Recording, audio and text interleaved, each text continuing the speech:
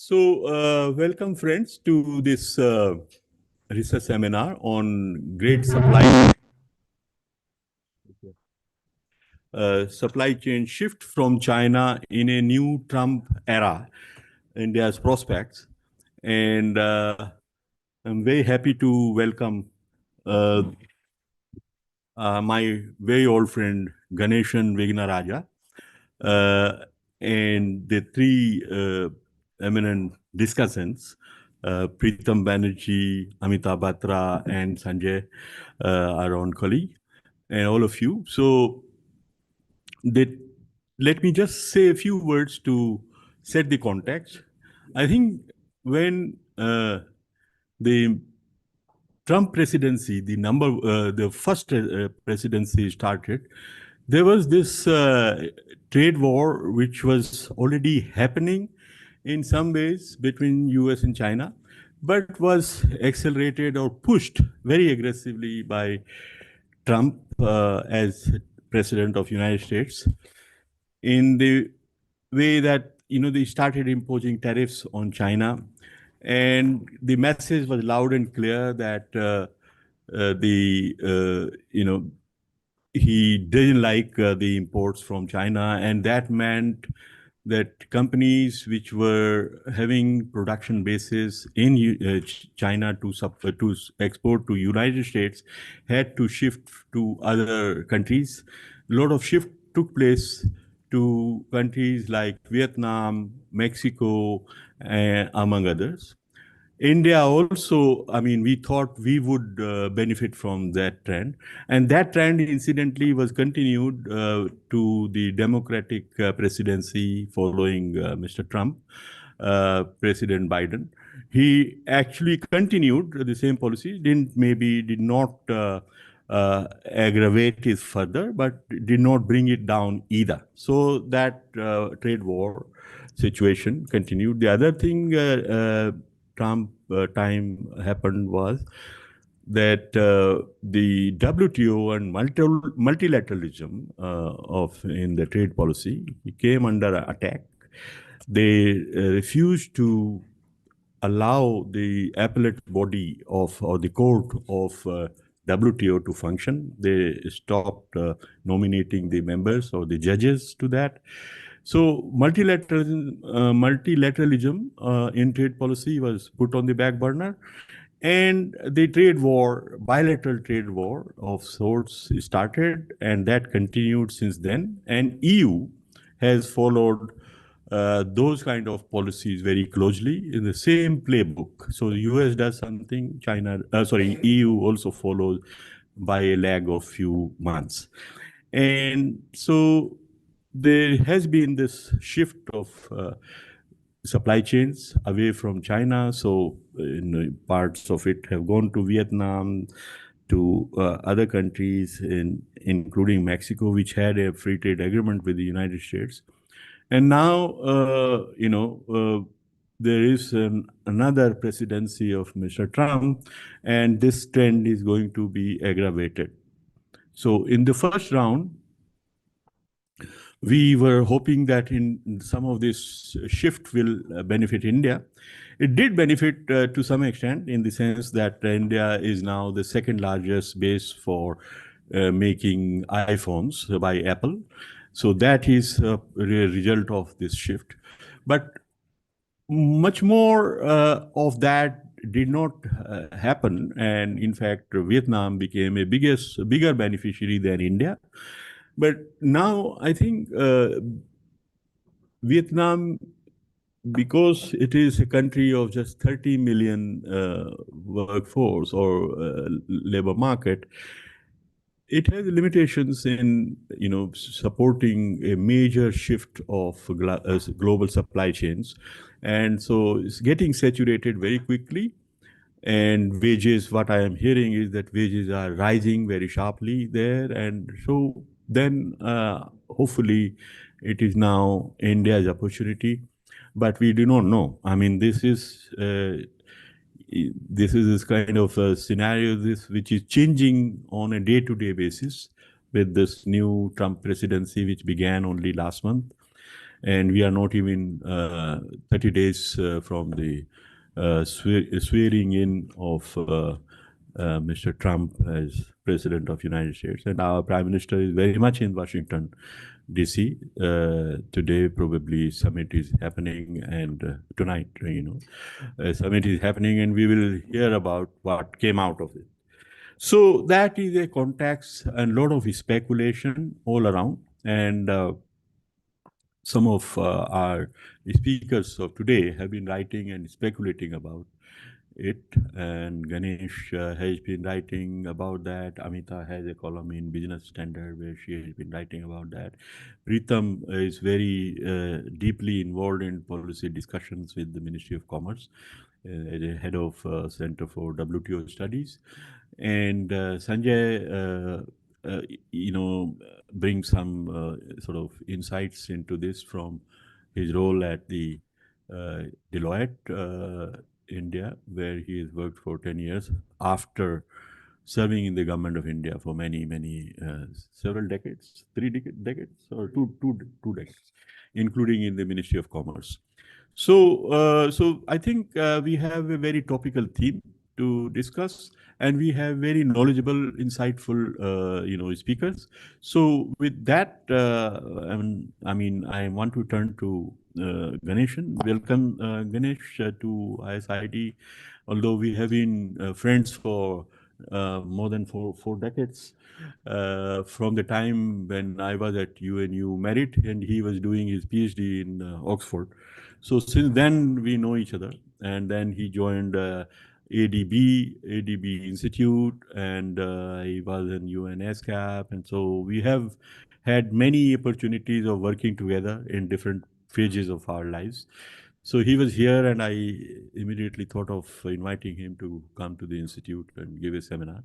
So over to you, Ganesh. We are very much keenly looking forward to your presentation. And then I'll bring in our distinguished panelists and then open it up. Great. Thank you very, very much, Nagesh, for having me here for the first time at ISID, and I hope this won't be the last. At least I get to come and eat roti and vegetables with you as we have done before. Sure. And it's fantastic to see Professor Batra, Pritam, and to meet Sanjay, and to see all of you. And as Nagesh really set out, we are at the cusp of a moment of uncertainty, right? And in terms of trade and, of course, industry, which is of great interest to us. And there is this kind of optimism about India being, at some level, the next best thing. I've read, I think, one or two op-eds, I forget whether it's Pritam or Amita who wrote about this, India being the next best thing. And the question for me, as a little bit Indian, my wife is Indian, so I can claim to have some links here. And is this a reality, and where are we going in this new era? And so I'm going to give you my little crystal ball view of the world. And I'm going to talk about this through the lens of the risks of a polycrisis globally, the Trump tariffs, and then what does it kind of mean for India and then South Asia. So I kind of lived some of my time in Sri Lanka and some of the time in England and some of the time elsewhere. So I'm a bit of a vagabond, right? So I'm going to try to give you my own kind of view on this world. And I'm going to try to do this fairly briefly. So I'm kind of situated this talk around four sort of questions, which I thought would be kind of interesting for this audience, which is particularly interested in Indian industry. The first question is the geopolitics of Trump and of the period that came before adding to the risks in a polycrisis world? Yeah, economy. And what does it kind of mean, right, in some sense, at the macro level? The second thing was really this question of supply chain shifts to South Asia. And is it happening? Is it that involved? Are we seeing it in the data? Most importantly, the data. And then the third is this question of institutions in South Asia. And this is a long-standing interest of Nagesh. I think we've had so many conferences on institutions together, right, in South Asia. And, are they effective? What should be done? How do we retool? And then last, really, what might we think about the policy implications for India, the rest of South Asia? Is there a scope for something different? Okay, so that's the kind of brief canvas I'm going to take you through. So the first issue is really about the geopolitics, and I quite like this idea, put forward by Adam Tooze, about this interplay of multiple shocks. And as an economist, one doesn't really understand geopolitics very well, right? We assume it away, right? But now I think it has to be factored into our economic models and thinking a lot. And Adam Tooze is a historian. He's at Columbia University, quite eminent. And I think at the World Economic Forum in 2023 in Davos, he talked about this polycrisis. This word came out, right? And people at the time were quite skeptical about it. And in a very formalized sense, it's desperate shocks interacting so that the whole is worse than the sum of the parts. Yeah. And you can think of a whole range of these kind of shocks. And he was really talking about the pandemic, right? And the pandemic was probably in our living memory one of the worst hits to the world economy that we could imagine, with the disruptions and the confinements, and people somehow got through that. But then we had these other sets of shocks that came in, the conflict shocks, right, with the Ukraine war, the Red Sea conflict, again, completely unseen, the cost of living crisis, right, which people are still feeling through, and then, of course, the existential crisis of climate, right? And then on all of this as well, you have this idea that, the fast pace of globalization, the fast integration of markets for trade, investment, technology, and finance, that era came to an end come the global financial crisis, for sure, in 2009-10, with the collapse of Lehman. And since then, we've had this kind of topsy-turvy period, right? Where the rate of growth of trade, for sure, and that of industry, and that of FDI have slowed in some way, yeah, and particularly so in the last 3-4 years. Although there was a bit of a bounce when COVID ended, and people, dealt with the pent-up demand issue, and then there was this other related trend to that, is U.S. manufacturing hollowing out, and this hollowing out is to do with places like Michigan and others, and Detroit and so on, which had the car industry that found they could no longer compete on a global scale. Those big GM gasoline cars were just not competitive, or what indeed consumers want.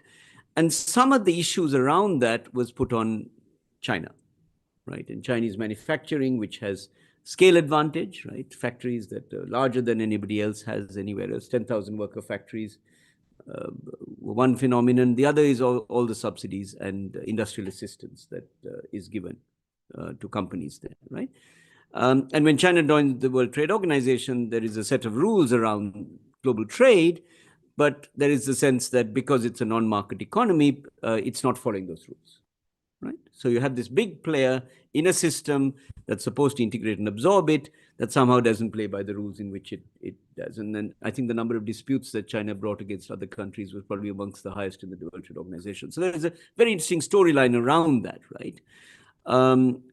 And with that, of course, the supply chain globally shifts sort of partly from the US and Europe to Asia, right? And that trend has been going on for a long time, since Japan really, with the Plaza Accord, right, the currency arrangement that was there at the time, started sending out industry to Southeast Asia, right? In Vietnam, Nagesh mentioned about, but also Thailand, Malaysia, and many others. And then with that, you had the cost rises in China around the last 10-15 years. Wages rose in particular as China industry became more stuck at a certain point, and labor was not so much in scarce supply. They went from the coast inward. So you have that kind of shock that starts coming with manufacturing deciding to move out. And then there's also the Xi phenomenon. People say there's too much regulation coming, new regulation, right? So people started moving on. Multinationals started looking at other bases to de-risk the supply chain, right? So it starts fragmenting.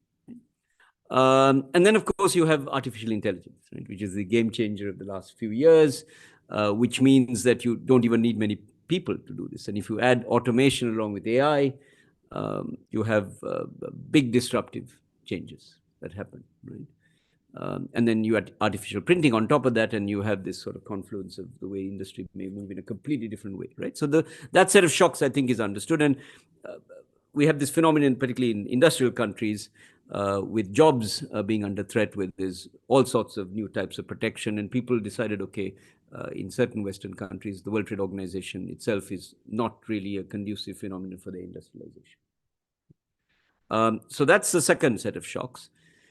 And then if you take from, at least at the time of the global financial crisis, but before, as China starts becoming more of a player in this, there is this rising military expenditure globally, right? And China goes from a very small space of expenditure. I forget the exact numbers, but the graph is basically going upwards in terms of its spend, right? And others follow suit. And the US, of course, is the leader in terms of global military spending and tech, but others are. And that also signifies, a strong emphasis on, there's on the one hand with military expenditure, the R&D is obviously driving a lot of civilian spill-offs, right, as we know with AI and other things. But also there is, kit being bought to bring up, and that kit is also increasingly sophisticated, right? So that competition is coming in this big way, as well as the third big shock, right? So there's a positive and a negative side to that. And then we have the fourth kind of issue, which is linked to this, is slower growth in both the United States and China, particularly since the last couple of years, but basically since the global financial crisis. Kind of a topsy-turvy pattern, if you like. But China is growing at well under the 6, 7, 8% it used to grow. Okay? And China today is growing at something like 4.6% according to the IMF, maybe 4.5% next year. Those are the projections that you get. And you see this a little bit in these numbers, but this is the IMF World Economic Outlook that update that came out in January 2025. And what you see is world growth is at the slowest rate in the last years compared to the period 2000 to 2019, right? So it's growing at a much slower rate than before, the fast period leading up to the COVID period, right? But in these IMF numbers, what you don't see is really the impact of Trump 2.0, I think, right? And but you're seeing, basically stable or tepid numbers, right? And you see this right through these numbers. So I expect when the IMF World Bank meetings happen very soon, in a few weeks, I think all these numbers will get revised, I suspect, as people start beginning to look at these numbers. And we're in a scenario where the global cycle is really going to be much more uncertain, right? With all these shocks playing out, and particularly the most recent shock, the Trump 2.0 shock. And so the real question there is this going to be much, much worse than any prediction that was made? And will these numbers halve 2-3 years? Will they go down to an extent that it actually hits the world economy to negative levels, right? And will trade also collapse with that, right? And that particularly becomes important with the announcement, I think yesterday, of reciprocal tariffs on everybody that is involved in trade deficits, with the US, right? And there's no specification yet, right? And it's significant that it was on the eve of Mr. Modi visiting DC and the talks, right? So it's very significant where we are. Okay, so let me give you a sort of a take on Trump and so on. So Nagesh is absolutely right. I mean, to say that these things are all happening, and I think we sort of saw all of this to some extent. We didn't perhaps see the extent of the disruption, but we knew it would be much, much different to the first round of Trump. And in the first round, you see, he was, Light Tiger was there. There were others. They didn't have the machinery of government to implement some of this stuff, right? And they didn't certainly have Musk and X with it, right? Where announcements could be made from the Oval Office, and they were instantaneously transmitted by social media. So it's not coming out of White House press releases, although that's what I quote, right?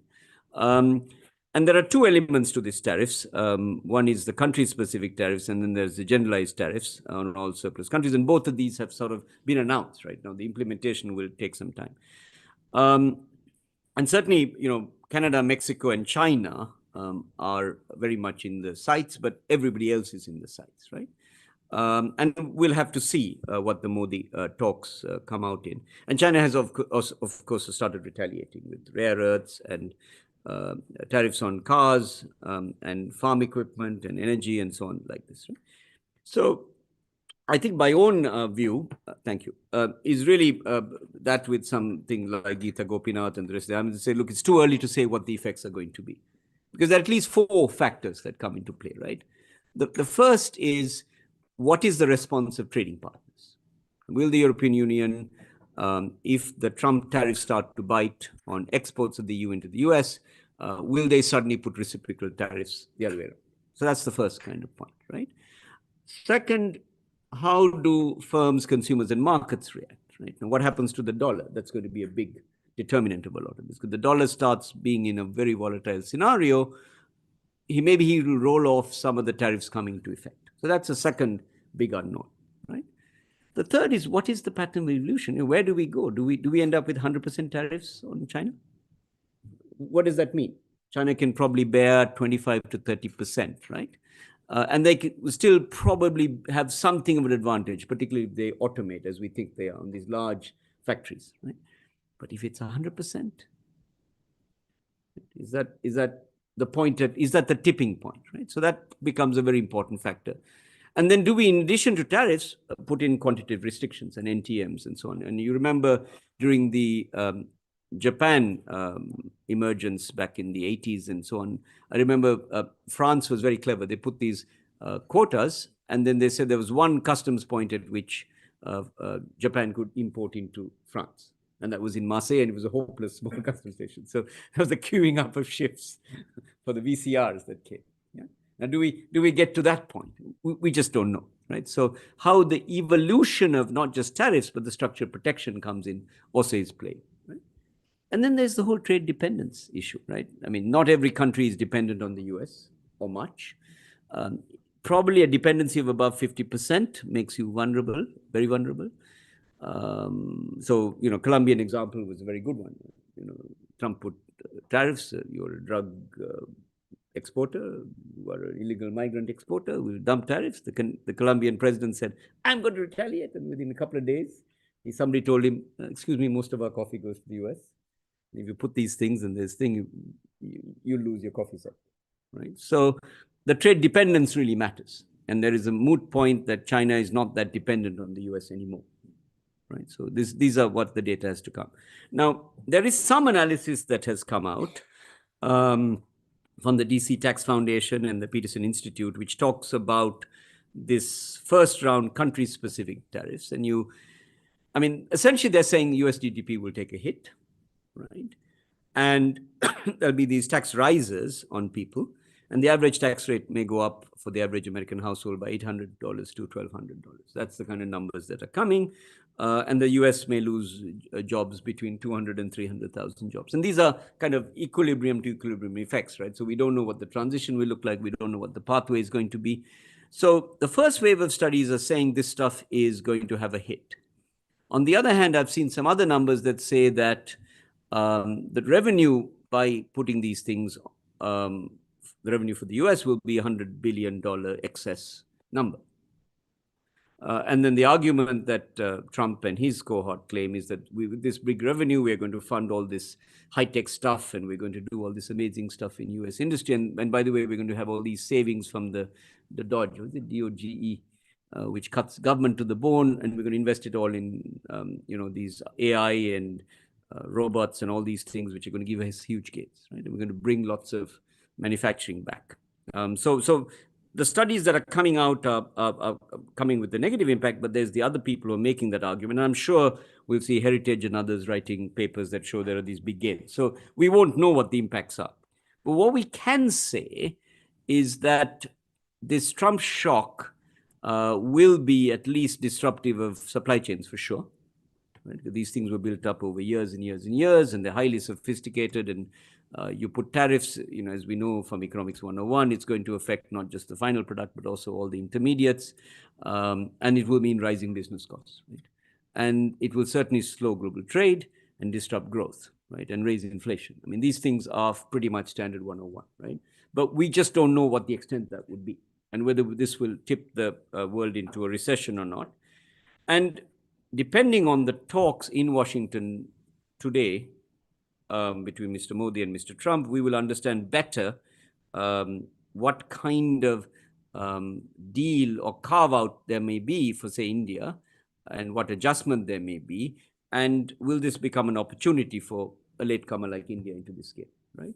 And that deal will also come with defense-related issues, right? It won't just be, I will raise some, I will lower tariffs on US imports, and maybe there'll be many more American cars and so on, and we'll buy lots of farm products from the US.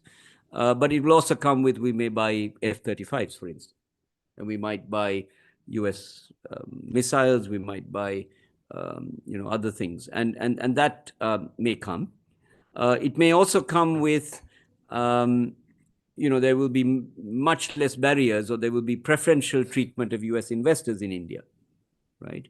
In a whole range of industries, right? And if I've kind of got this right from Nagesh's report, Indian industry is in some ways reasonably competitive in some sectors, but there are big holes in other areas. And if you're a US investor, you may say some of the state-owned enterprise in India may benefit from US capital, but these are monopolies, right? And does one want to concede this to US interests and so on, right? So there'll be all these important questions there. So certainly a downer, at least in 25, 26. Beyond that, it all depends on that mix of factors as to what comes into play, right? So it's too early to call this. Sorry, something's gone wrong with the tech. Can you change the next slide? Thank you. So the second related topic is about supply chain shifts. And I mean, this question of supply chain shifts to out of China is traditionally, until about 2025, I thought was a little bit overplayed, okay? And overplayed for two reasons. One is that it is very expensive for companies to move production out of a place like China, where you have agglomeration economies, you have all your suppliers, you have all your trained labor force. You've also, in the case of China, used IP and other types of measures to get companies to open up the black box of their technology, right? And once all this has been done, you've created not just the suppliers and the workforce and the tech advantages. And then to kind of move this stuff out does take a lot of push, right? So it's very expensive. That said, the regulatory environment in China and the rising costs have got some companies to begin to deleverage their risks, okay? So some of this is coming, and India, Sri Lanka to a lesser extent, and Bangladesh are some beneficiaries, particularly in some labor-intensive bits, right? And the drivers are obviously the Trump tariffs, which Biden kept on, low labor cost, the fact there's a service presence, and a very large middle class in South Asia. I mean, those are some of it. And also this what's not there is this disillusionment with the China model, if you like. Yeah. And Nagesh was absolutely right in mentioning that Vietnam was very attractive, the next China, but at the same time is small compared to India and the rest of South Asia. But while Southeast Asia and Vietnam may not offer the scale, South Asia is constrained by really these tariff, non-tariff measure issues, cumbersome red tape, outdated labor laws, weak regional supply chains, lack of tech and R&D, right? You've written about this. How many papers have you written on R&D? Lots, right? So it means the costs aren't that good, right? So there is a problem, right? So part of my sense is, if we deal with this stuff, this whole set of things at the border and behind the border, and tech and skills, we could probably double the share of global supply chain trade in South Asia to the world, 5% maybe. The number is quite low, and there's a number issue which I'm going to talk about, okay? But particularly the supply chain exports, okay? And Sri Lanka can benefit from some spillovers from India. It's probably the one that's politically also acceptable right now. Nepal may be there in a few leash activities. Bangladesh is probably on hold for now because of the political relationships. And Indian business tends to follow Indian government. That's one thing that I hope my compatriots in Sri Lanka understand and remember. And certainly the Bangladeshis will probably find that out in their cost as investment and industry shifts out of garments, which Bangladesh enjoys a significant advantage in labor cost compared to India and Sri Lanka. And it's going back, coming here and going to Sri Lanka to some extent and elsewhere. So supply chains can be really good and can be very powerful for certain kinds of jobs and poverty reduction. And that's on the assumption that the tech stays, right? The whole story will change if the automation and tech stuff that Musk is talking about takes big hold. So we're in that transition, but I'm allowing for the disruptions that may be there. Here is some data on world shares of intermediate goods, and it's a very convenient measure that people use. And it's kind of based on a study I did a year ago or so, and I need to update the numbers. But when you look at the export side, you see the China dominance and Hong Kong together, 20% of global supply chain exports. ASEAN is there, and Vietnam is a major part of this, along with Thailand and Malaysia. You see the US, which has been declining in this, and that's kind of useful to tell you the hollowing out of US manufacturing story. So it's useful data to tell a story, right? Japan is also not so much there, but don't forget a lot of Japanese companies across Southeast Asia, and they're part of the value chain. So some of the ASEAN stuff is Japan, right? And the EU is a big player, right? Now, against this sort of pessimism on India and South Asia, firstly, if we did the numbers to 2024 or 2025, probably they'll be higher. And we don't know what they are. I mean, somebody may have done it, but I don't have that data at hand. Second, anecdotally, you have India getting, as you said, the iPhone. What is it?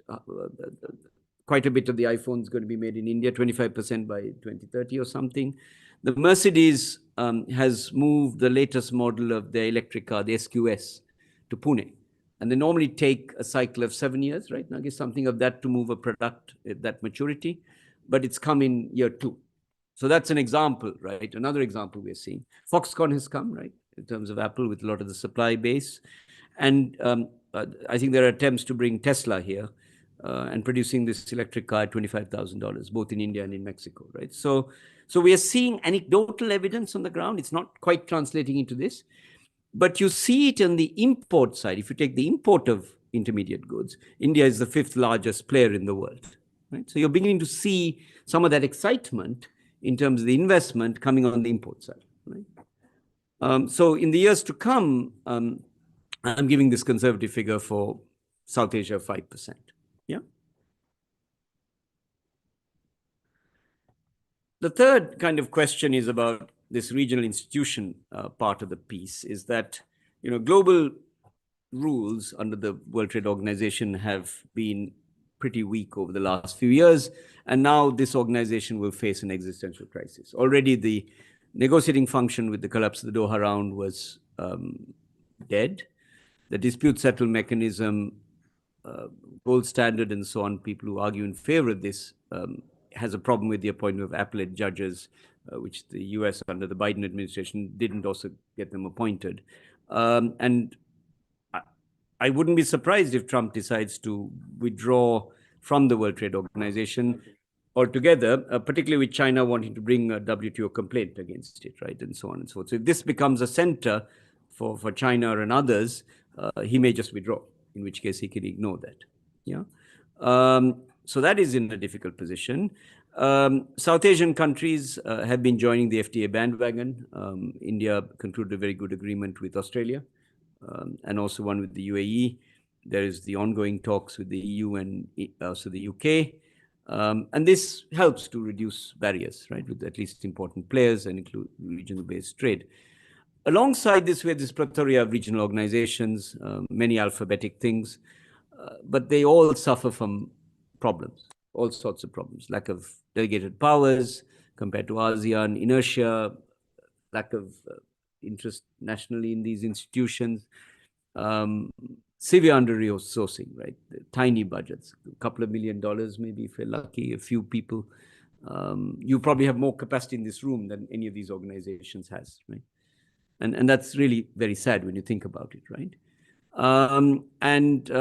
There's very little political will to implement the complex regional initiatives. So you had this BIMSTEC master plan, which I think was interesting. Did you work on it, Anish? You reviewed it, no? Yeah. You contributed to this, no? Some parts, right? So nice plan for, you know, South Asia and Southeast Asia, billions of dollars, ADB underwriting some of it. But even that initiative is facing big problems because BIMSTEC Secretariat can't have the capacity to implement it. So ADB is having to backstop that. significantly. And I think they're updating the plan because a lot of it is outdated, right, at the moment. So there's a good example of something that's useful. And the motor vehicle agreement, I can't remember what stage that is at, but that would be very important for transit times to get reduced. But that all said, IORA offers some promise. It's a cross-regional thing. BIMSTEC, if Bangladesh allows the summit to go ahead, maybe a vehicle, lots of ifs and buts, right? I'm not sure whether, prime ministers, some other countries will travel to Bangladesh given the politics of today. So there is a little bit of pessimism there.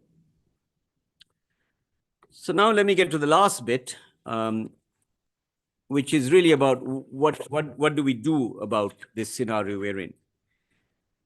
So I tried to sort of think about, okay, what should we do? There have been calls for retaliation. The Colombian example is there. China is beginning to think about, so what do we think about logically, right? And I tried to put my economist hat on. So the first thing that I sort of came up with was that retaliatory tariffs are very politically attractive, particularly in the context of the global south, right? And it's a nice rallying call if China, Russia, Brazil, India collectively put up tariffs. And there are some who say this, seriously, right?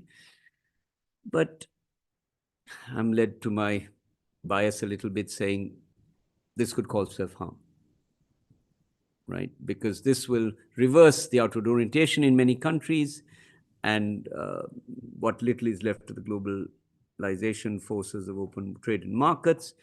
And then, we'll probably invite more retaliation from the US, right? So this option, and then it probably will put the global economy into a tailspin now. Do we go back to the 1930s? Do we go back to an early era? I don't quite know. But this perhaps is not what we should think about today, okay? Or maybe the next month.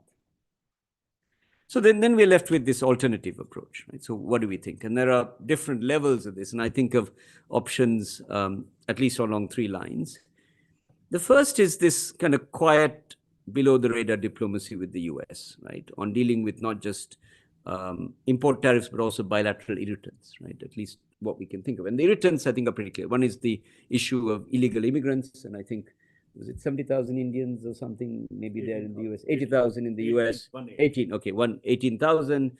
And some people have been put on planes and India received them and so on. Okay, so that issue at least is one discussion point. And luckily or unluckily, you can't be accused of fentanyl and all of this stuff, right? You're not a country of that transit. India has very good national security and other things. So you deal with those kinds of issues, right? There's, of course, the professional migration issue, which may cause some consternation, although people like Musk may like that because his companies are probably powered by Indians, I'm guessing, right? And so on, right? Every tech company, fine. So if he takes them all away, then there won't be much tech left in the US, perhaps. Right? So that's one set of things, right? The other set of things is, what do we do about the tariff issue? And I think the announcement of reciprocal tariffs on the eve of Mr. Modi coming was very significant as a pressure tactic. It's the art of the deal, right? And we'll have to see in the communique what comes out of this, right? So quiet diplomacy, I think, is very useful. In the case of countries like Sri Lanka and so on, one hopes that this is not discovered by the UN. We have not had a visit by the US president, I think, ever to Sri Lanka. And I hope that stays that way for some time. But we've had many visits by the Indian Prime Minister, which is a good thing over time. So that below the radar thing is one tactic. A second one is, beyond a mini trade deal of some tariff stuff that you might trade off, and India pre-announced some of the tariffs cuts, right? If I remember right. What was it? Cars, right? Cars? Motorcycles. Early Davidson. All of that, right? Right. So if Nagesh was advising the Prime Minister, you would have said, sir, on the eve of your talks, announce a couple of more cuts. No, right? we did actually in the budget. No, but if you were advising on the day that you do this, you announce a few more cuts, right? So you play for this art of the deal, right?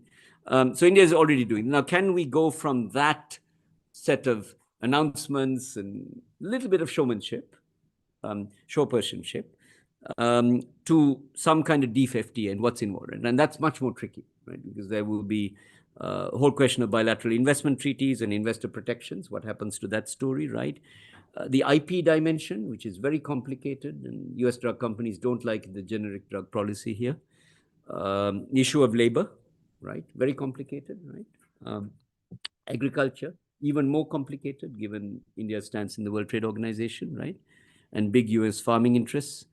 But one has to try.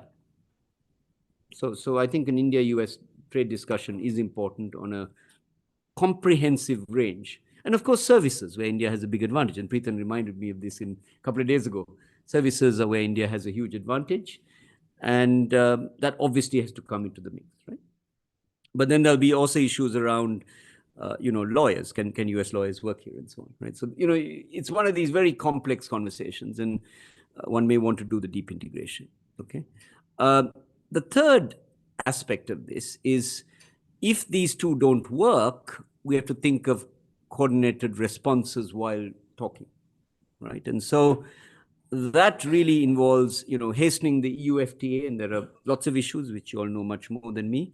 There's the UK FTA, which has a bunch of other issues, which is there. And given that India is a big investor in the UK, that seems to me a no-brainer, to be honest, even though there are issues that are talked about.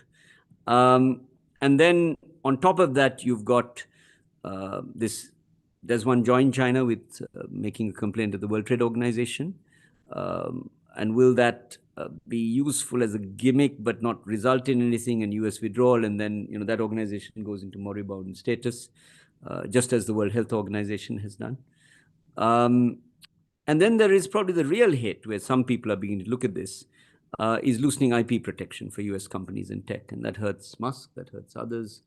The TRIPS provisions we give people. So there are things one has to think about in sort of a graduated response, right? And I think a country like India has to look at all of these things very seriously. And we were there a few days ago together in important ministry having some sorts of conversations. And then alongside that, certainly one has to boost India's and South Asia's economic diplomacy, right? So we have to look at scenario planning. I think India, of the South Asian countries, has the best set of these things, but we have to think of this in the worst case scenario. I always, in the Sri Lankan context, I was an advisor to the leader for about a year, and I always kept talking about the worst case scenario, and I kept being told, you're being too pessimistic. And I said, sir, nobody expected us to default and get into the crisis we had, and I'd rather be worst case. And if I'm wrong, that's fine. It's only my reputation. But if I'm right, then it's a problem for the country. So I think we need to think of the worst case scenario of a trade war coupled with a deep and prolonged recession. And what does that mean for Indian industry? Yeah. And this room, I think, really should be thinking of this. We also have to think of a new structure of embassies and how we place people in embassies with the right skills of marketing. And we need to kind of focus much more than the politics of these embassies in most countries on the economic diplomacy, trade, investment, marketing people. And I think private sector people have to be there. Government people aren't necessarily the best to do this kind of marketing and matchmaking. Singapore is a very good example of the way they do this. So that becomes critical. Then alongside that, I think we need to start thinking a bit about the supply chain piece, right? So we need to de-risk these chains, suppliers, markets, sourcing, inputs, etc. And I think that becomes very critical as we are. And it means some reduction in exposure to the US of the supply chain narrow side. And that's where the EU and UK FTAs come into play. And the IMAC, I think, is very nice, potentially, if it comes along with a trade agreement as part of that, right? And then there's a very interesting point that, again, a colleague on a panel which we were at a couple of days ago, Surjit Balla, mentioned, and I have it on the slide, is we strategically open up, particularly in India, which some people say tariffs are too high, to use trade-led growth, right, as a mechanism for India to become more competitive. It's the plain vanilla opening up, right? So Indian industry gets more competitive. Firms that can compete come into play, and particularly because you have holes in your manufacturing sector, it will attract some FDI. It will bring in other Indian companies to play a role with domestic competition policy, and a lot of cutting of red tape. I think you have to go much, much further on the digitization. Amazing what India has done, but I think you have to go much, much further. And you guys know this much better. Trade facilitation is another big issue. So India becomes the best place in the world to do business, simply by red tape, etc., plus some of this anti-export bias. Then we have to look at EPZs. I saw a study by UNCTAD recently that talked about the competitiveness of EPZs. And you can rank these things, right, according to different factors and the pricing of electricity, etc. And Indian ones aren't necessarily the best, sadly. I can't remember, they're down in the 3 clusters, right? The really top ones, and some of the Chinese ones are really good. Jurong and so on in Singapore are really good, and so on. And then there's a tier set at the bottom, and then there's a mid-tier. I can't remember, India's sort of mid-tier border somewhere. We can improve a lot of the functioning of those things. And power costs are a big element in that, right? And Indian electricity is not at the best place we would like, perhaps, for instance. Yeah. And some of the logistics issues around connectivity between the EPZs to the ports are an issue, right? So these things I think we need to look at. And then we need to think a little bit about regional supply chains. While India doesn't necessarily need the neighbor, shall we say, given you have these regions that are lagging and so on, I think by bringing the regions, and if India is trying to be this kind of global leader and UN seat and all these things that come out, you somehow carry bits of the region with you. And it's a complicated political issue, but I think India would benefit globally by having some of the region, and then really be an important player in all of this, rather than just doing this unilaterally, even though it's very difficult. And the third element really is around this architecture. And I think India has this model, right, that it's begun to look at, the India-Australia FTA, the SEPA, and others. And there are good examples of templates, right? And the rest of the region is not very good on FTAs. The Sri Lanka-India FTA process has gone on far too long. You were involved, right, in the early stuff. And I'm quite perplexed as to why the India-Sri Lanka FTA couldn't got done last year. And the 2 industries in Sri Lanka, which it is capable of exporting to India, garments has a quota, 8 million pieces or something. So, and then the tea is banned. Now, if this happens, then how can we have a trade agreement, right? So one needs to think a little bit about, are Indian garment producers vulnerable to Sri Lankan imports? And you can put rules of origin to stop Chinese import coming into that. That's easy. And then the tea is a problem, right? But there has to be conversations around geopolitics coming into some of this if we want the engine of trade-led growth to come. And we have these templates, right? I think we have to talk about reforming the WTO as a system and think about regional alternatives. We may need a WTO in Asia to facilitate trade, at least between India, Japan, Korea, ASEAN countries, and so on. And then if such a system works, it might be spread to the others. And it could be a kind of a plurilateral basis, right? Those who want to join such a system, and it might be arbitration rather than hard law. And I think that may be all right as an alternative mechanism. There's no hard and fast rule why we need a organization that is committed to hard law. It can be soft law based, right? And it can also spur plurilaterals, like in e-commerce. Like-minded countries join, they accept a set of rules. Anyone who wants to join can come later. Yeah, it's okay. Asia can have multiple, what they call variable geometry, Nagesh? It's a word we used to use those days. Why can't South Asia have variable geometry on trade? It's okay. It's okay. And Asia, across Asia, where possible. And then we need to think a little bit about aid for trade. I used to work on this when I was at ADB. And we need to think about how do we leverage some of this amazing capacity we have in India through the others. And I think we need to think a little bit about the Indian aid program. I've been looking at it a bit for Gateway House, and I'm quite amazed. It's in bits and pieces in different ministries, and there is some money, right? But coordination isn't so good. Not very well projected. And does India need a bank, right? Like the AIB type thing, right? And particularly linked to the neighborhood and its strategic interests, right? And do we consolidate? And so now I'm convinced that that's probably useful given where we are. And there are, by the way, with that, apart from the trade side, I mean, India doesn't tout its best project for me, this ambulance service, in Sri Lanka. So India builds lots of houses in Sri Lanka, and it's doing roads and all these interesting things, and there's other things that come. But the best project for me is this 1994 ambulance service thing. So India gave a grant of $20 million to Sri Lanka, which essentially provides ambulances, Tata ambulances, and kit from India, generic drugs and so on, that basically takes people to hospital when they're sick, right? And it's done a huge thing when mothers have babies and so on the road, and people used to die. And it's been fantastic. And now this is island-wide and so on, and the maintenance is low cost and so on. It's the best example of Indian aid. Everywhere I go, and it would be a new source of health diplomacy. And I'm surprised, Nagesh, your institute should do a case study of this. Honestly, it's a fantastic way of building up soft power. $20 million, that's all it took, plus a few more. Very effective, and so on. So I think this is very, very important. And likewise, the whole digital ID and so on could be part of such a thing. So I think that's very important. So in conclusion, I think, we have this very messy geopolitics, and polycrisis risks have been heightened enormously since January 2020th, 2025, 20th January. And I think we have to be ready for a rocky ride. And I think the IMF forecast will get revised downwards, and as will the WTO forecast for world trade. And whether it goes into recession or not will depend on all those factors I talked about. Trump tariff analysis is premature. We're going to have negative effects, I think, on balance than positive. And will the US get to reindustrialize? Will the US get to remanufacture? Will the US get to do all of those things that are wanted in a Make America Great, the MAGA?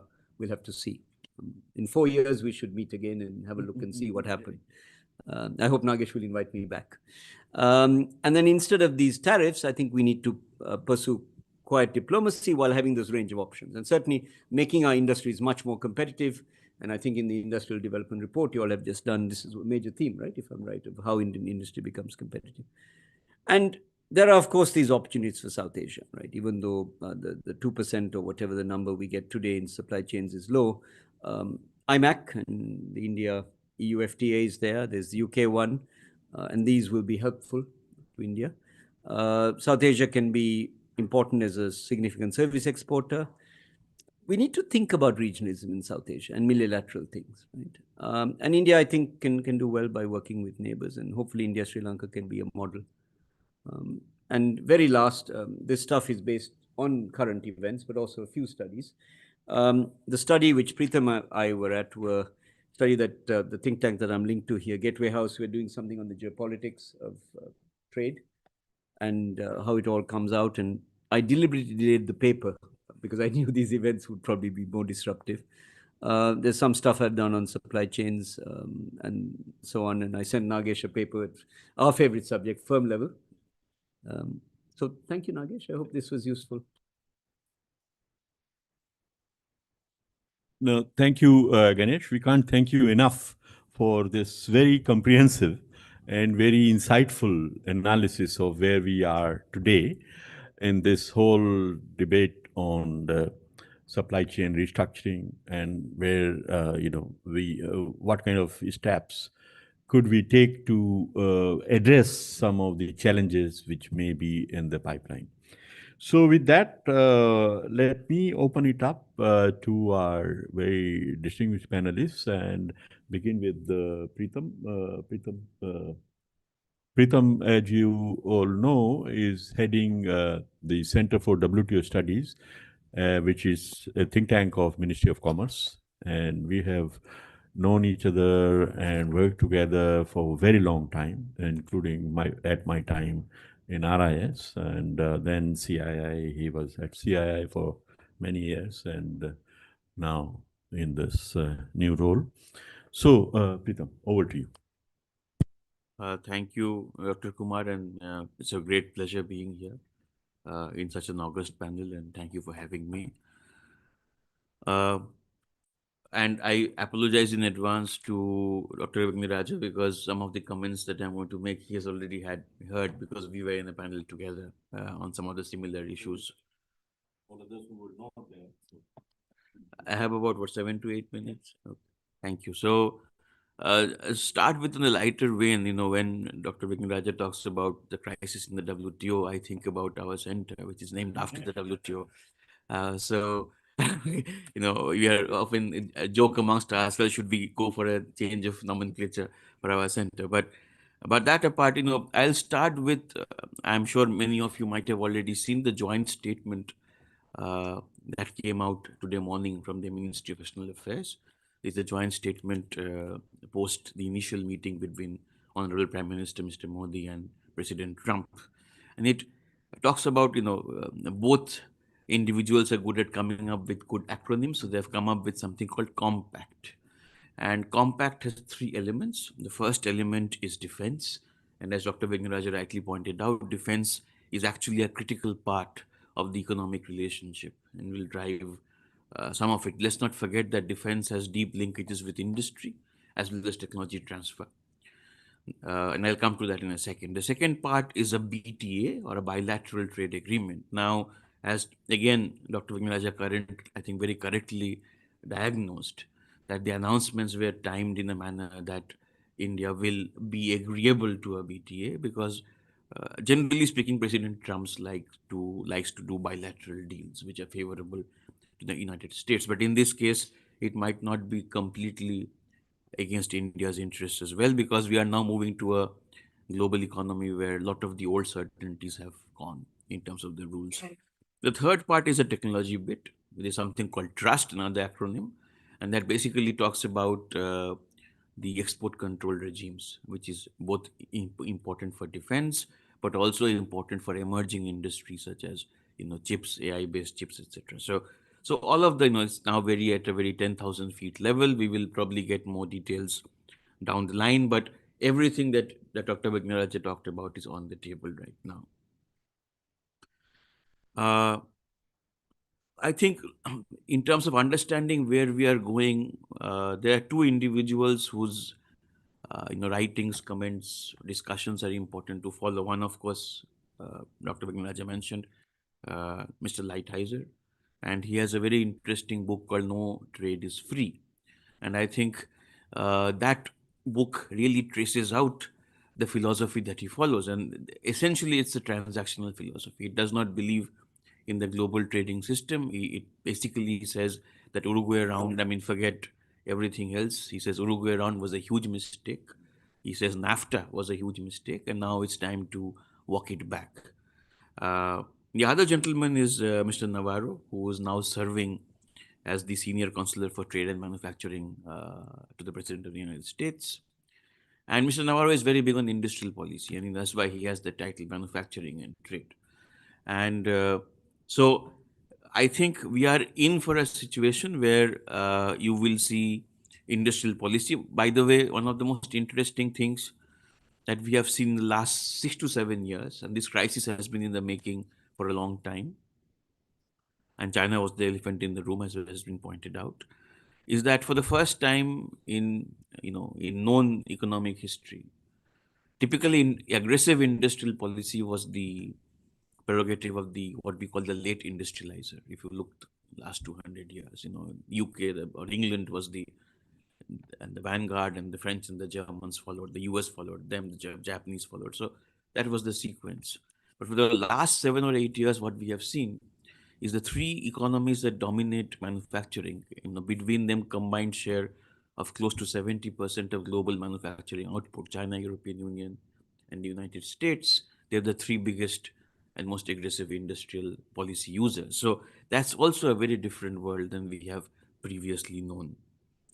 So we are, going in for a situation of great amount of trade volatility, and what businesses don't like much, they dislike much more than higher tariffs, is unpredictability. I have spent years in business. I was a senior director for Deutsche Post DHL Group's South Asia operations, one of the world's largest logistics companies. And what all our clients would tell us is that, they don't mind somewhat higher tariffs, they can plan around it. What they don't like is unpredictability in terms of the rates changing too often, and other rules and regulations and supply chain related, which Professor Vignaraja brought out. So we are now moving into a situation that volatility is going to increase.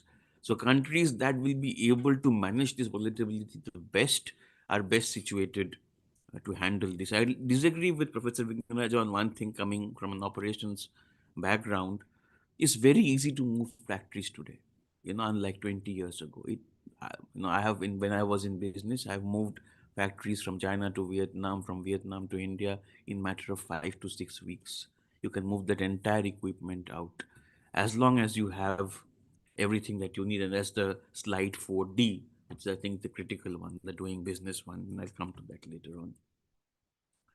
The second one, I think that, again, Professor Vignaraja talked about, and I would like to again put on the table before I kind of wrap up and conclude, is the fact that this technology disruption is really is coming.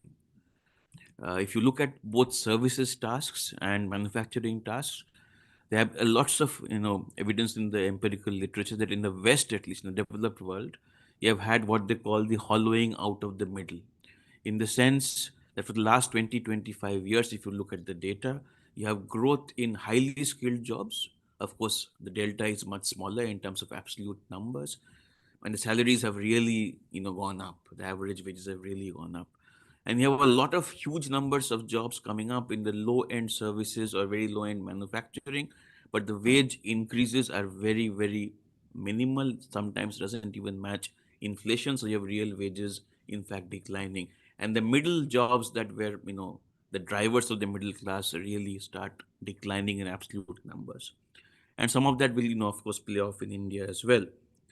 So then the question becomes, in terms of Vietnam versus India, the point that Dr. Vignaraja was mentioning, that they have smaller numbers, etc. I think we need to start thinking differently. Instead of thinking about economies of scale of your workforce, we need to start thinking of economies of scale of your skills, and of course much smaller numbers. And there, I think, in services, India has a very strong play. It still doesn't take care of our demographic challenge of having the largest cohort of youngsters in the history of mankind to be employed, but it still is a challenge. We have to think of other ways, but there is an opportunity in services. And one interesting data that I always want to embellish this point with is that for the first time again in his recorded history of trade, and the economic survey makes this point very well, that the global increase in total trade this year, the delta, the increase in total trade, 50% of it will be explained by services. So you have a situation where services is driving, and if you consider the fact that there are embedded services in the manufacturing part as well, you're actually having a situation where services over time will become a very significant part of the value chain.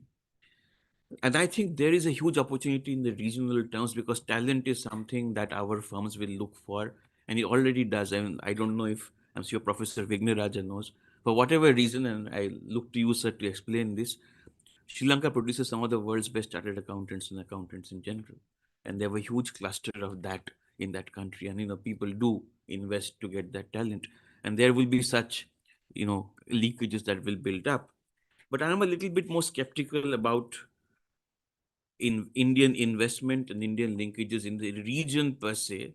And I think Professor Vignaraja pointed out one very big, kind of underlying factor. If I think about my entire, especially Eastern India, right? This is Bengal, this is Jharkhand, Bihar, uh, Odisha, Eastern UP, Chhattisgarh. That's about 600 million people. That's many more people than Bangladesh, Nepal, and all of these countries combined. And if you look at these states today, the average wages are lower than Bangladesh. In a global environment where I'm cutting bilateral deals, where some of these countries are graduating from their LDC status, so the key factors that drove that RMG in Bangladesh, for example, will be challenged. And I have my own industrial policy in place, and I have this demographic challenge. I would rather be pushing for jobs in these parts of my own country. So in manufacturing, in merchandise trade, I think the opportunities are going to be much lesser, even if I set out aside the geopolitical aspect of things. So this is a shrinking pie, and the other part of that is that a lot of the disadvantage, for example, even it's assuming that Bangladesh continues in terms of LDC status. And here I would like, and I made that point, Professor Vignaraja heard this, about India's tariff and this whole thing about tariff king that Trump has mentioned, is that if I really think about the countries which dominate global manufacturing worldwide, the major ones, then I either have an FTA already with that country, or I'm negotiating one with that country, with two major exceptions. Three, pardon me: USA, Mexico, and China. I'm negotiating something with the EU, with the UK, with Australia. I already have existing agreements with the ASEAN member states and Japan and Korea. Now, Mexico, the mix of trade they have, the orientation they have is, I'll keep that aside for the moment. So there are two big, let's say two elephants in the room, US and China. Of course, I think post what happened last evening, we are probably looking at a deal of some sort. Of course, nature of that deal is unknown, but we are probably moving towards a deal with the US as well.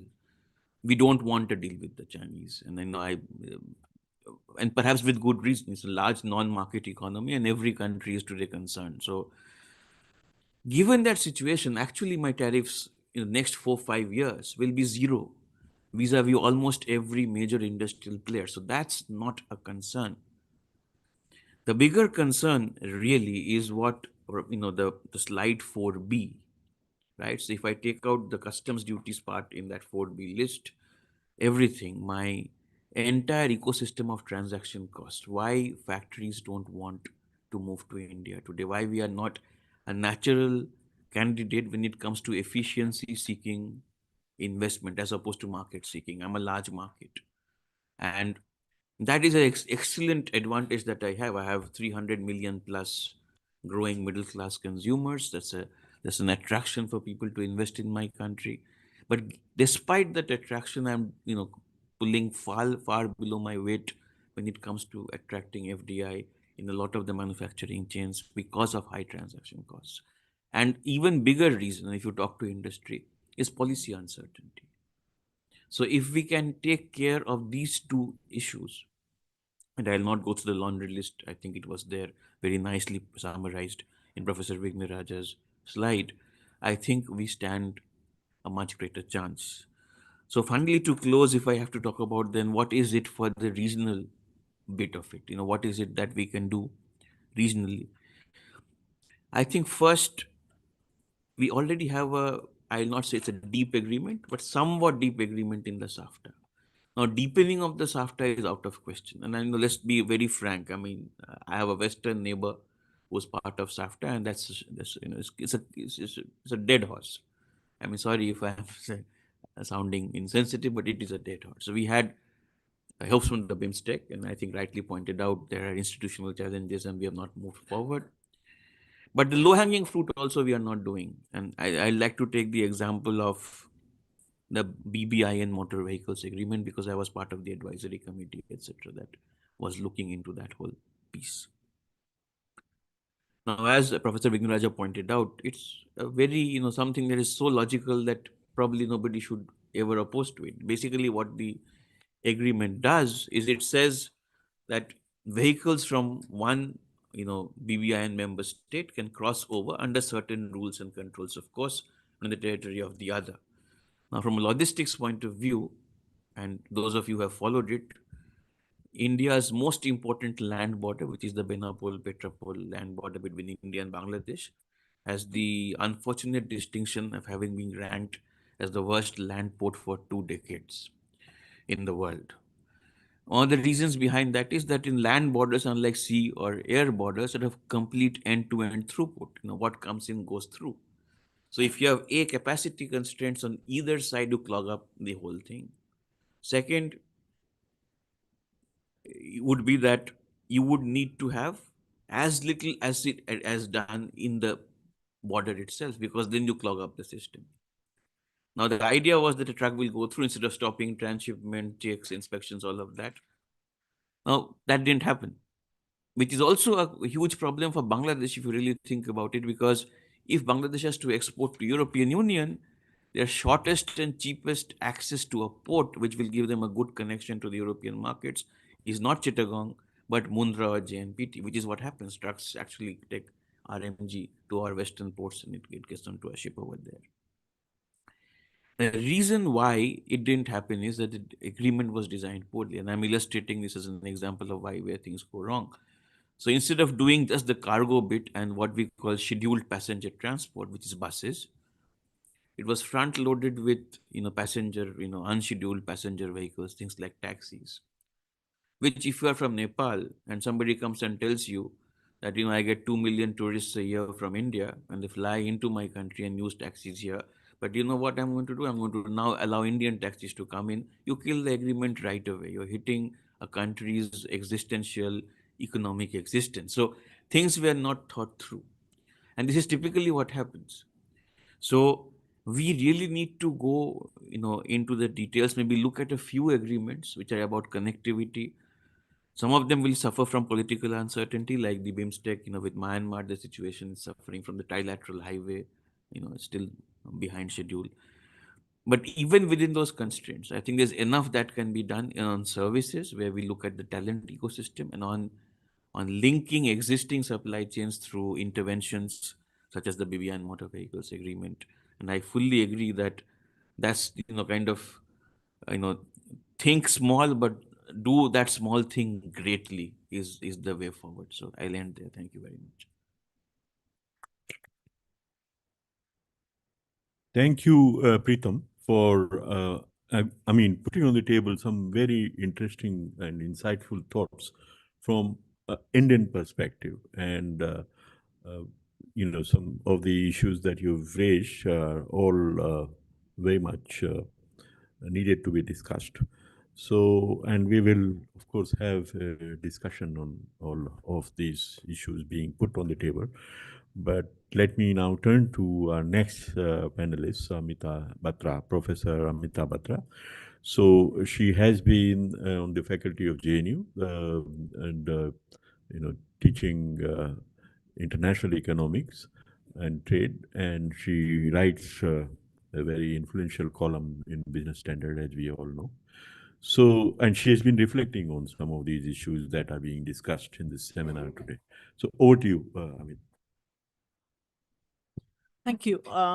Thank you for having invited me here today.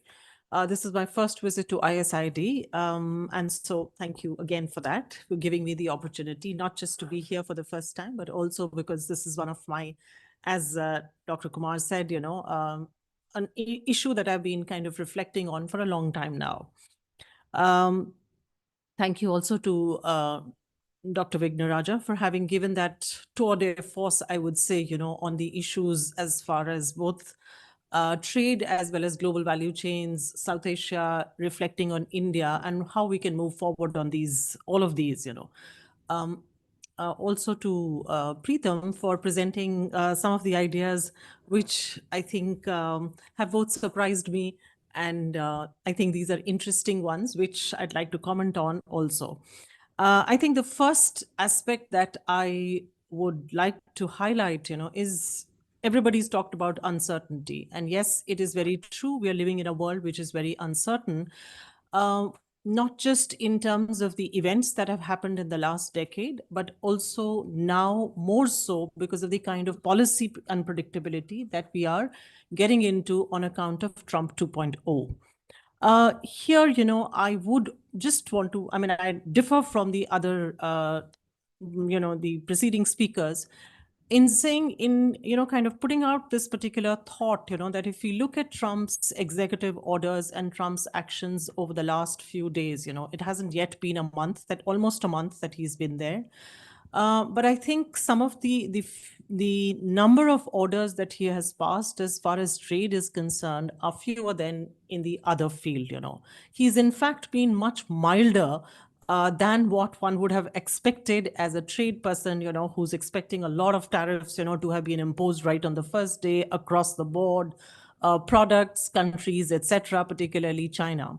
But I think one needs to accept the fact that he was both milder in his approach to China in the campaign trail, as well as after he's assumed office, So that's something that one has to also factor into when we are talking about uncertainty, that this is not Trump 2.0 is not Trump 1.0, who's going to arbitrarily probably impose tariffs across the board, It's a well worked out strategy that he has come with to the office. And also, I think the other countries are very well prepared in terms of responding to these tariffs. So yes, there's a lot of talk of retaliatory tariffs, but I think the world realizes the nature of trade today does not allow them to kind of get into this bit of retaliation, which is going to be a zero-sum game, not benefit anyone at all, Transactional approach, as far as Trump is concerned, has already been evident, both in case of Mexico and Canada, where tariffs were announced, but soon withdrawn or postponed for a month, given the kind of deal that they have come up with, Whether these deals are going to happen, over his entire term, how long will they go on, will we see tariffs actually implemented or not, is therefore a big question, The 25% on steel and aluminum, I think, is significant. That has just been announced. But there again, I mean, if you look at 25% across the board, but only 10% as far as China is concerned, gives us a certain kind of a scenario that is going to be there moving forward, So a lot of what has happened in the past, in the sense of movement of supply chains and the context that has been built up in terms of China plus one, I think we need to be a little more nuanced in our understanding of the scenario that will be built now.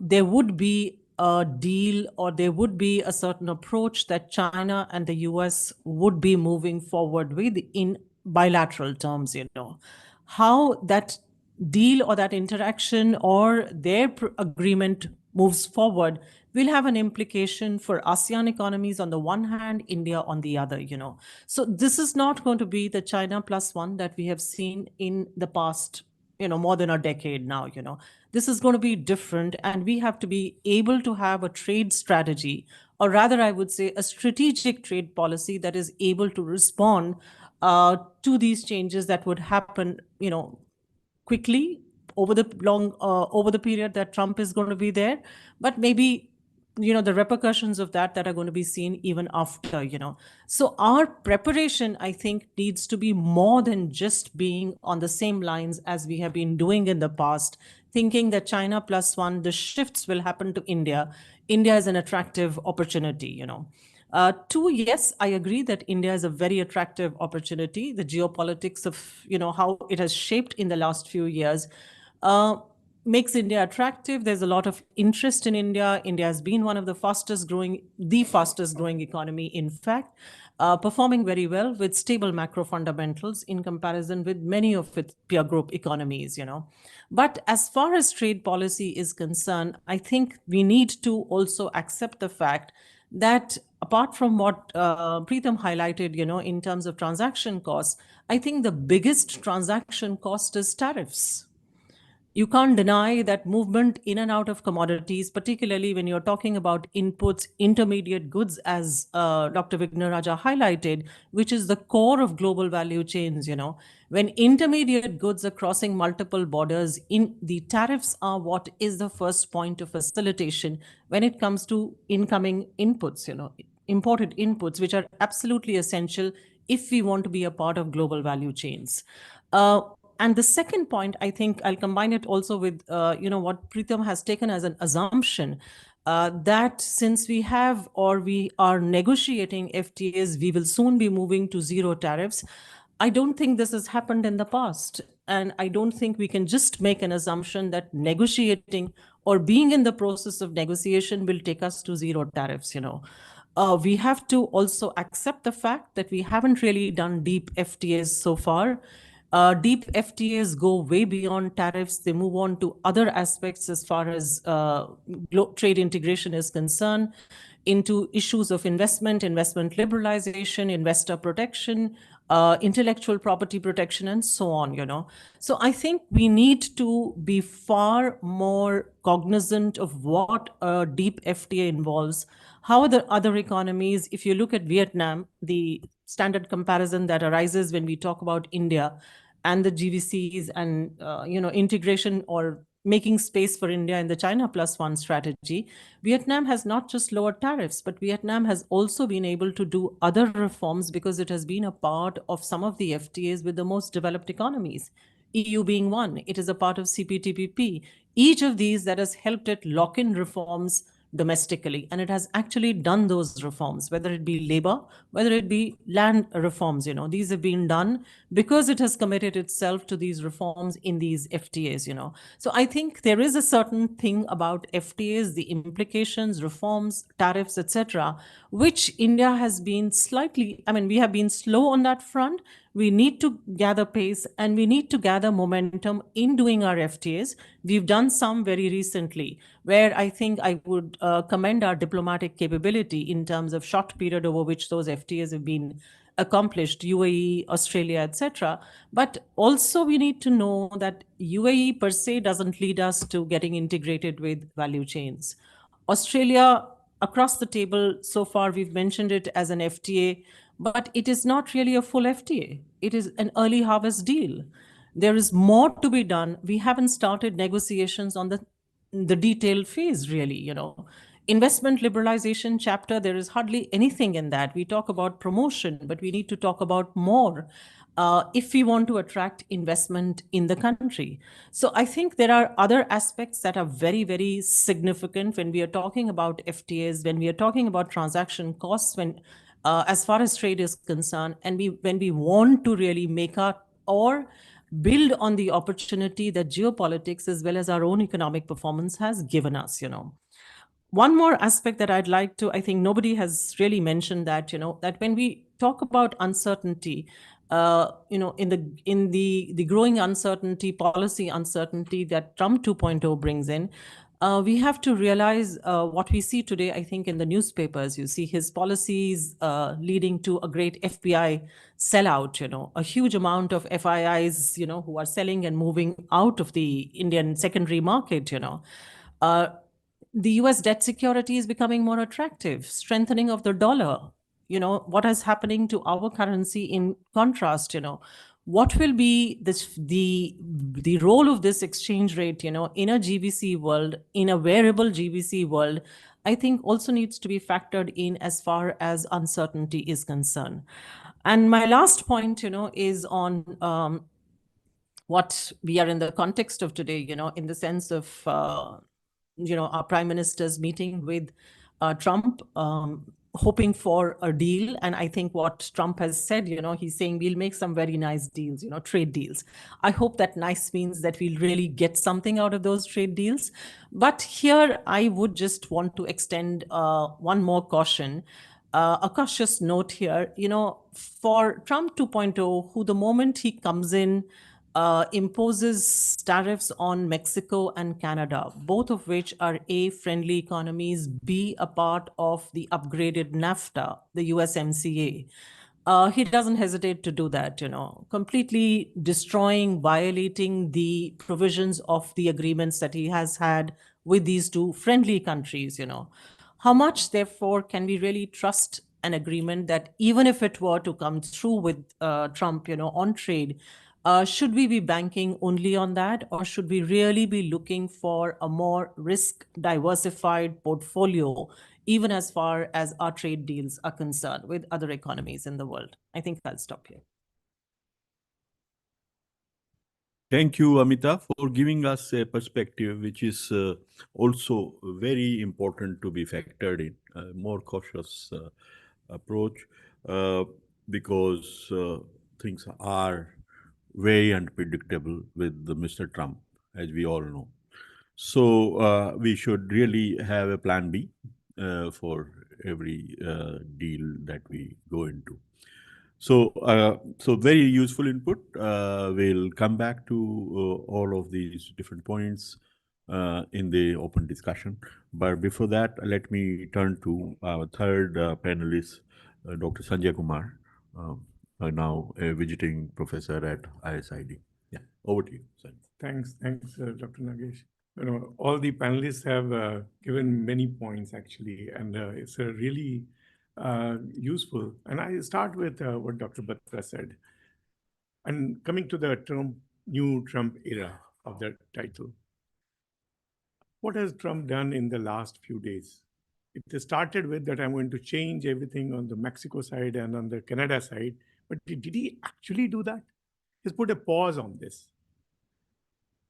The only tariff that Trump has brought in the new era so far is on China, 10%. It's not very heavy. China can manage, and Dr. Vignaraja did mention that China has some amount of buffer. They probably, because of the cost advantage or whatever, and they will be able to manage that. So it's not going to hurt. It's not going to alter a lot more than what we think it is going to happen.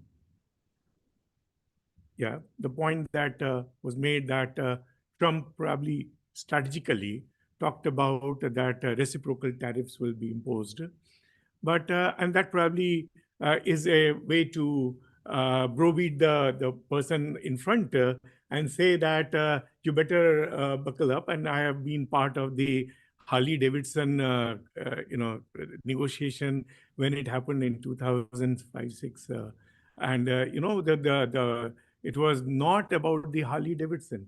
It's about Alfonso Mango. Against Alfonso Mango, they brought Harley Davidson. And their aspect was that give us only 7 of them. We would want to import only 7 Harley Davidson. And we went in a tizzy that what with this 7 they are going to do. Of course, the idea behind that was that in the future it will become better and bigger. And probably it's a far more evocative issue for US than a tariff issue. India would also be keen to have a bilateral agreement, not a full scale, maybe on certain items. Because at the moment, India, if you look at the trade basket that what India has, is largely electrical goods, medicaments, pharmaceuticals. Then you have some, boilers and transformers. Our cars are, which is a big industry with us, is not part of that. We are in the totally laggard bracket. So our the market which is occupying, which will be of interest to us, is a very handful of them, and probably India would want, as it does in every agreement, that it wants mode 4. Yeah, that will be one aspect that they will be talking about. Maybe US gives a concession on that, because they have to have people from India to run the technical all the technology companies, and there are already so many of them. So probably that will go on, but India will in the bargain already has 54% of the GCC in India, will start looking towards at least bumping it by 7, 8, maybe 10%. India would also have an ambition on the RHQs, regional headquarters, which are presently going to Singapore and to Dubai, will start coming to here. So it's not a very pessimistic approach that I would want to have in front of me. I would say that there are few key areas that will be important from India point of view if that ultimate deal happens. And if India has to buy few defense items, so it be. I mean, our Air Force is not the best one. They have already lost about 8 or 9 squadrons. The number of aeroplanes have shrunk. So might as well have those F-35. We have the defense ministry is returning back money to the finance ministries because they are unable to acquire many things. They need a lot more technology, and if with that something offset comes, it will be a win-win for India also. So I think the government will be pretty, they will not be nervous. They'll be pretty confident of how they are going to negotiate. That is about the new Trump era. Let me move to the supply chain shift from China, because we think that we are the best place.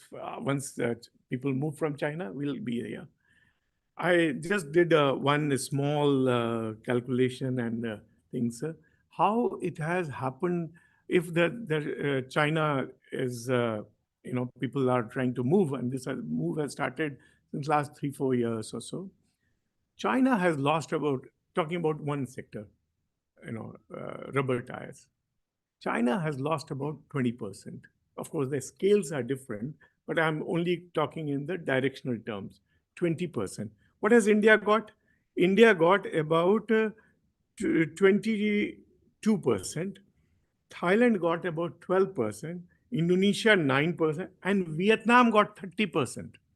So your competitors are not only Vietnam, you have Indonesia, you have Thailand, you have other locations as well in ASEAN countries.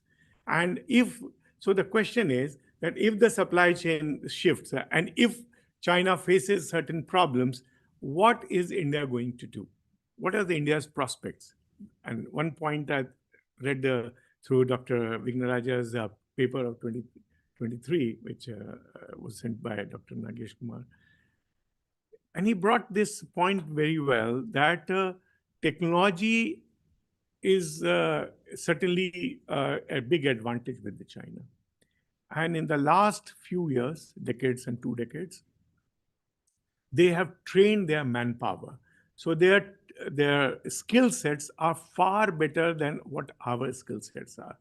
And if we are going to export anything, then people don't want a product which is not good. They want a good product. They want to be of good specifications. So India will have to do a lot more technology, and the chance about AI. And I think Dr. Vignaraja said that AI is going to have a disruption. I do believe that there may be a disruption in one field, but it could be an expansion in the other areas. And this is how the technology happens.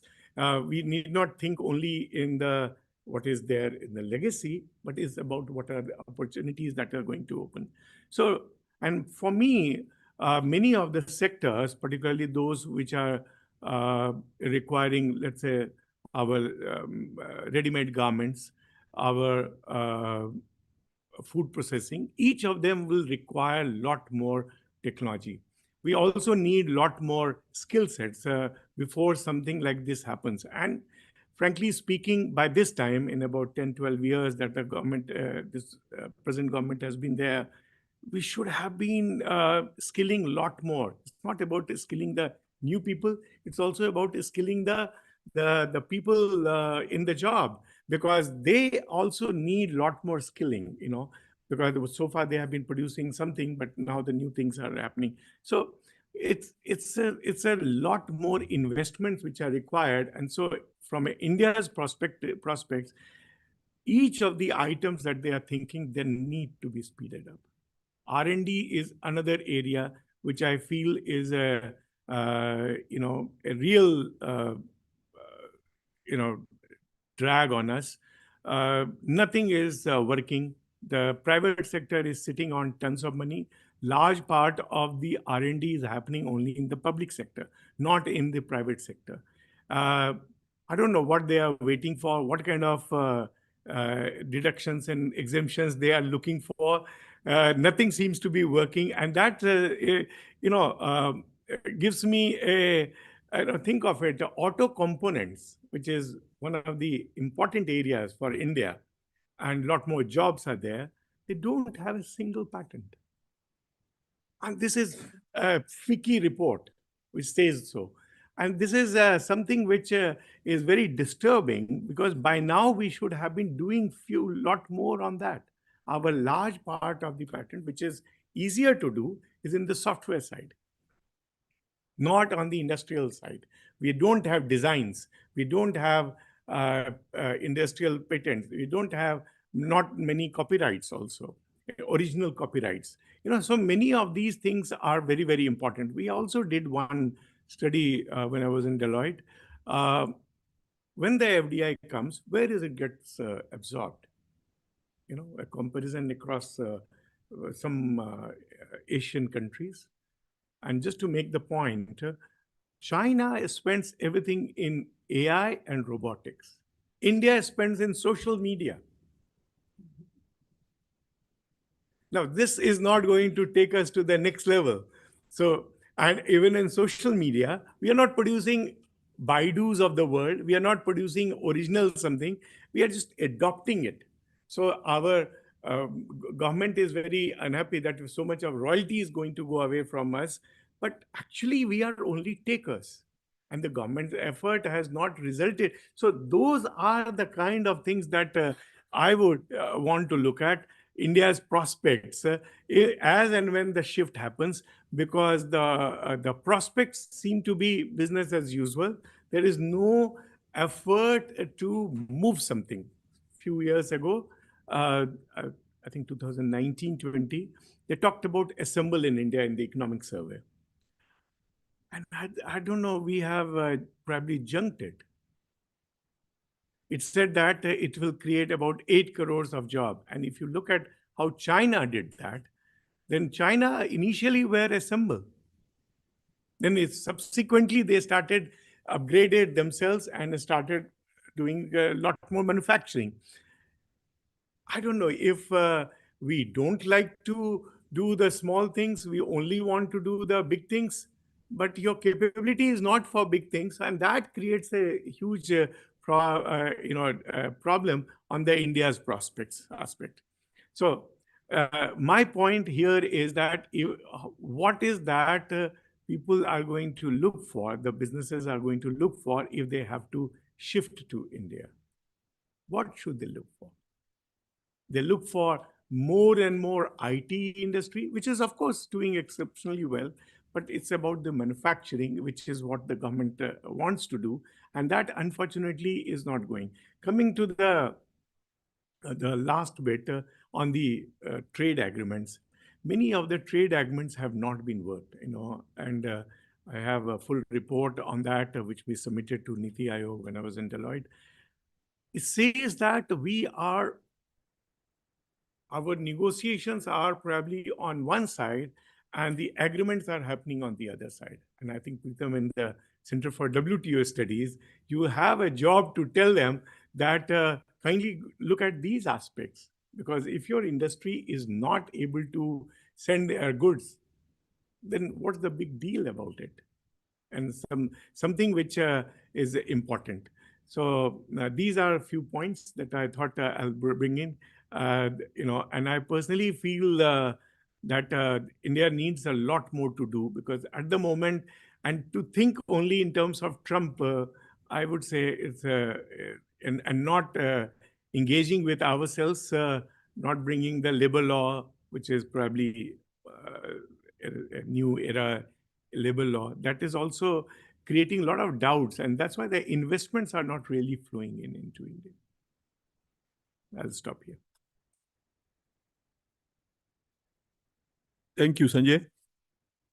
So I think you added some more interesting issues to be kept in mind. And so between our main speaker and three panelists, we have got a lot of issues on the table. And now I was looking at the watch. Normally we conclude by 5. We have already crossed that time because the theme is so interesting, and Ganesh's presentation was so comprehensive. So, and everyone brought some very interesting set of issues. So I think with your permission, maybe we extend it to 5:30. Can we go ahead? So I have a little discussion, and then I'll give back the floor to Ganesh. He may want to respond to some of them. So floor is now open. Anybody who wants to come in? We just collect questions. Yeah, we can just collect questions. Yeah. Yes. Akhilesh.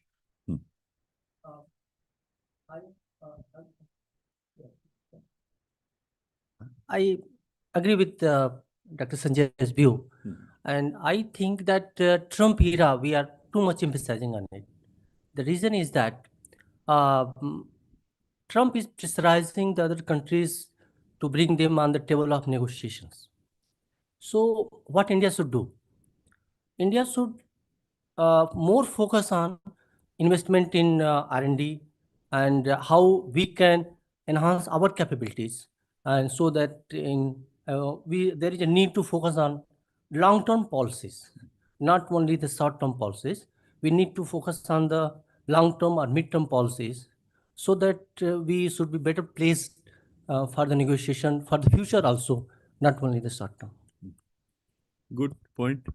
Anyone? Yeah, Satyaki. First of all, very interesting discussion we had. And my question is that if we are saying that what are the opportunities that emerge due to this new Trump era, where there would be a great supply chain shift from China, as the title of the seminar suggests. Now, first of all, was there actually any great supply chain shift? Even if you see the economic survey this year, it says that the share of China in global manufacturing value added is 28%, and India's share is 2.8%, so 10 times. And even from 2015, China's share has increased. Our share has increased from 1.5 to 2.8. But still we can try because, of course, if there is something happening in the world, even the pie is shrinking, as many of the panelists have suggested, then we should try to get a larger share of that. Now, my point is, what is coming out from Trump's winning as the president in US? Basically, what he's trying to say that I will create jobs for US. So I will be producing here. So what you can say, the relocation of production that happened to the global south in the past 3 decades, taking advantages of low wages and other things, if there is a reshoring happening, and the way Trump is talking about new protectionism, what actually is left for the global south, first of all? So in the sense that if they are producing, then what is left for the rest of the world is already shrinking. Now the question is that they are the biggest consumer. Now we can sell to them and we can negotiate to them. But the point is, then the question comes, which has also been discussed in this panel, that are we really even in the most labor-intensive industries? Because we did a survey recently. And just if you go and talk to the manufacturers in India, in leather, in food processing, in garments, we are not even able to produce the components required for this kind of labor-intensive industries which are imported from other countries. So we can say that if this is an opportunity, if 28% they have, if they get reduced, we have an opportunity to increase. But this is not an automatic process, and the strategy which is required for this, at least, is not visible till now. What we are basically saying, we are talking about our aspirations and potentialities, but what is actually required in the ground level, I think it has not come out yet to take this advantage. Good. Any other points anybody wants to bring in before I turn to Ganesh? Yeah, go ahead. So if you look at the contribution of the Indian manufacturing sectors, so somebody, let's say, if you want to understand the industrial transformations, so generally it's depend on the product expansion, how the over a period of time, how many product we have added, maybe in component side and in the finishing sides. So if we look at I have done one study relating to that industrial transformation through through product expansion. So what I observed is that after 2014-15, the finishing product, the final project that we have added in the Indian market has even shrinked. It has not increased. Even let's say when you were talking about not make in India but assemble in India, so meaning you are importing inputs from different type of component. So rather what have happened actually, so we have started the reducing the imports that we were importing the inputs, and because of that what has happened, our final product output as well as that we were producing as an input has also declined. So this is happening in India. So we have to look for these kind of things as well.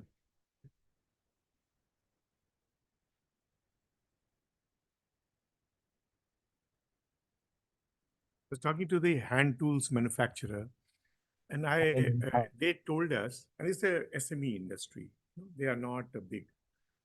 They said that in India we use some 23 or 25 hand tools In China, it is something around 300 or 400 tools.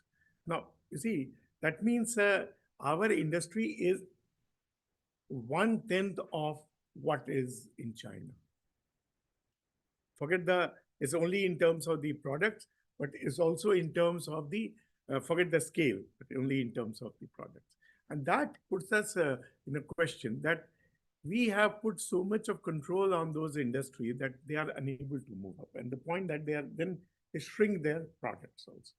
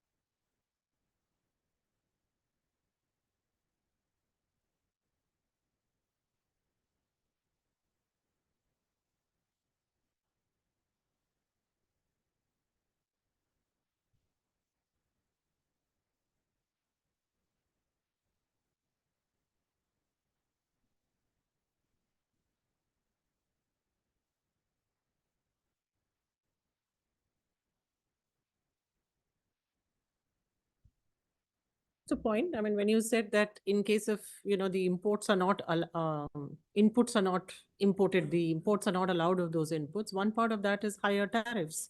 We impose higher tariffs thinking that we will have domestic substitutes getting as inputs into these commodities. But A, domestic substitutes are not available.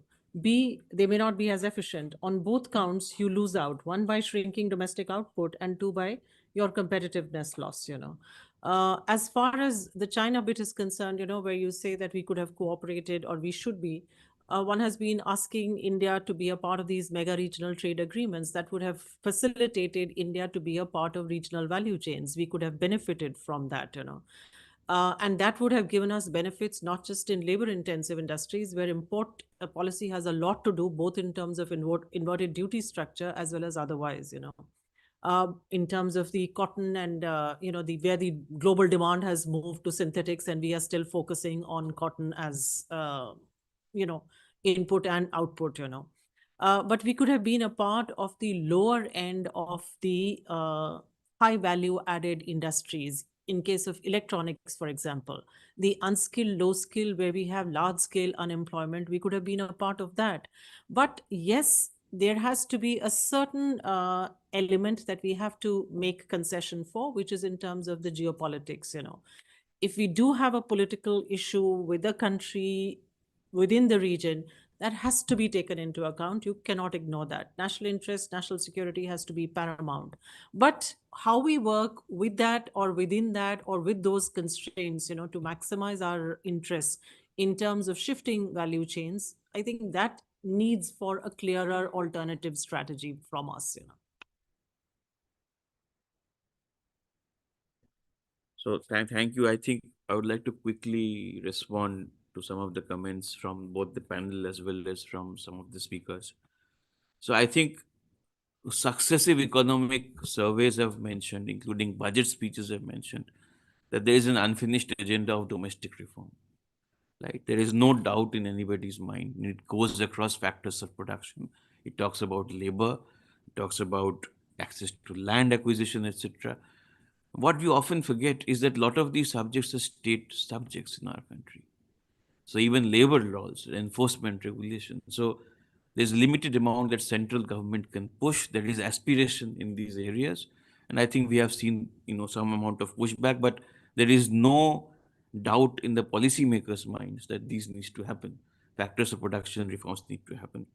Second, on the investment, I think this budget, the signal was given that the BIT that we have is not adequate, and therefore we need to move to another, better, more improved bilateral investment treaty. Of course, it still leaves out the fact that we don't negotiate FTAs along with the investment chapter. That's something that needs to be looked at.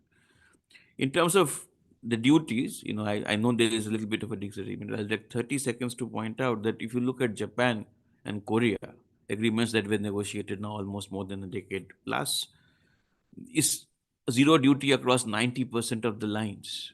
And if you look back to Dr. Vignaraja's intermediate slide, and you look at the countries which are the global suppliers of intermediates, we have agreements or will be having. If you look at the EFTA schedule, it goes to zero duty much more faster. So we are more ambitious in our FTAs now. So to that extent, this has been achieved. Now, why have we not joined the mega regional, especially the RCEP? If you have followed recent media reports from countries like Indonesia, even countries like Vietnam, there are huge misgivings about having joined the RCEP. And this misgivings is common across the world. And I'll give you one example of how, predatory pricing can kill your industry and other elements can kill your industry. So, for example, now China, you said, I think you said that they're not India is not allowing experts to come. It is the reverse is much more true today. China is now not allowing engineers and experts to come to India. They have stopped the export of intermediates, so that our certain industries don't work. Now, understand one thing, which is very important for us to appreciate. Some of these stuff comes from companies like Siemens. Siemens is a German firm.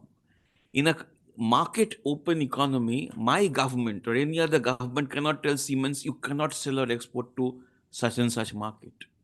But you're looking at a country which can tell Siemens do not sell to India. If you want to open your doors to that kind of a market, God save you. Because this is a play which is a very different one from what we are used to in other trade agreements. Last quick point, sir. Inverted duty structure, there was a mention in the budget. Things are being looked at. We had 17 budget, it's another about certainty and transaction cost. We had 17 different budget bands. Very important reform that went unnoticed has been brought down to 8 in this year's budget, probably go down further.